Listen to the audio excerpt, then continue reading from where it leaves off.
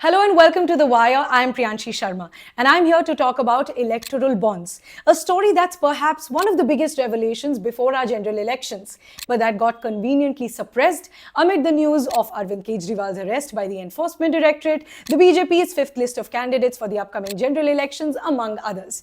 Now, even though the whole data was released about a week ago on the 21st of March, the issue doesn't end there.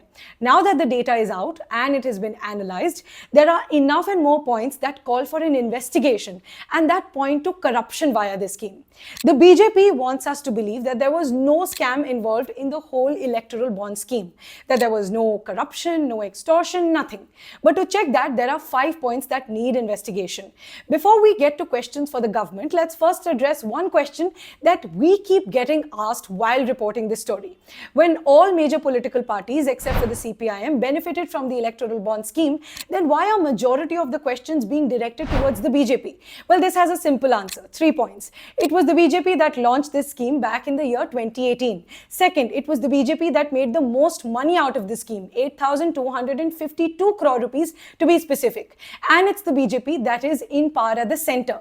So if there are patterns of companies donating money to the BJP after being raided by central agencies, then it's obvious that the party in power at the center will be questioned. That doesn't mean that the opposition is innocent either and that we shouldn't question the opposition. They also benefited from this scheme. The Congress is the second biggest beneficiary with 1,952 crore rupees in donations, while the TMC is at the third spot with 1,708 crore rupees.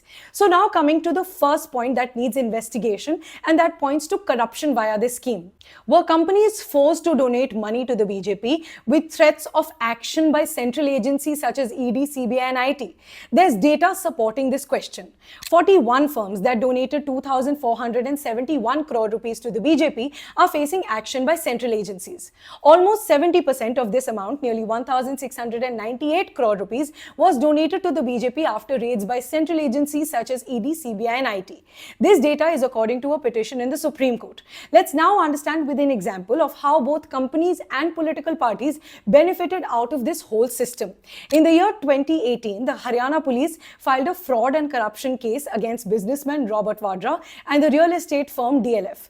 Then from 2019 to 2022, DLF donated 170 crore rupees to the BJP. And cut to 2023, the BJP state government said there's no evidence against DLF. This is one of the many examples that we can spot. In fact, out of the top 30 donors, 14 were aided by central agencies. So the question arises, were central agencies used as what the opposition calls Vasuli agents to get funding for the BJP? And were agencies then going easy on companies that donated to the ruling party? The second question now, were companies given government contracts in exchange for political funding? One example of this is Megha Engineering, the biggest donor of the BJP. It donated 669 crore rupees to the party and frequently got government contracts. For example, it got a 14,400 crore rupee Thane Borivali twin tunnel project and a 500 crore rupee order from the Defence Ministry, all after making donations to the BJP. As I said, the opposition is not innocent either. Here's an example of that. The Scroll reported that renewable energy group Greenco donated at least 13 crore rupees to the BRS through electoral bonds when the party was in power in Telangana.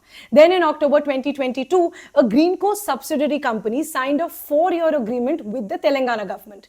Now, all of this impacts us because awarding contracts based on who makes donations means that the best possible company might not be given the contract. It means that a company will be given a contract even if it's not the best possible choice, simply because it's making donations to the ruling party.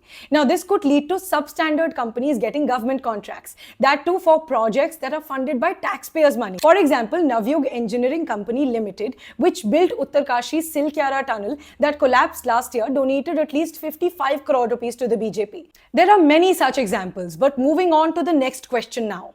How were loss-making companies donating crores of rupees to political parties? Was this scheme being used for money laundering? The biggest example that points to this question is Airtel. The company reported an an average loss of 9,716 crore rupees between the financial year 2021 to 2023. But it still donated 197.6 crore rupees to political parties.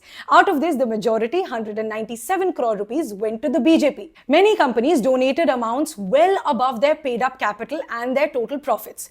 One example is Reliance-linked Quick Supply Chain Private Limited that donated 385 crore rupees to the BJP, even though its paid-up capital is just of 130 crore rupees. So do these companies have a bigger responsibility towards their businesses, towards their shareholders, or towards political parties? That's a big question. The fourth question: were shell companies created for the sole purpose of funding political parties? This needs to be probed, as at least 43 firms newly incorporated in 2018 or later bought electoral bonds worth 384 crore rupees. The fifth and one of the most important questions now: was SBI lying about the electoral bonds data? India's biggest public sector bank, SBI, had earlier said that it needed 3 months to match the details of donors and political parties. But after being given a deadline by the Supreme Court, SBI released all the data within 10 days on the 21st of March. So was SBI earlier lying that it needed 3 months to collate this data? And was SBI trying to delay the release of this data till the elections? If yes, under whose pressure? These are questions that we need to demand answers for as voters and taxpayers. The wire के और videos देखने के लिए subscribe करें और bell icon पर click करें। स्वतंत्र पत्रकारिता की आर्थिक मदद करने के लिए डिस्क्रिप्शन में दिए गए लिंक पर जाएं और अपनी राशि चुनें।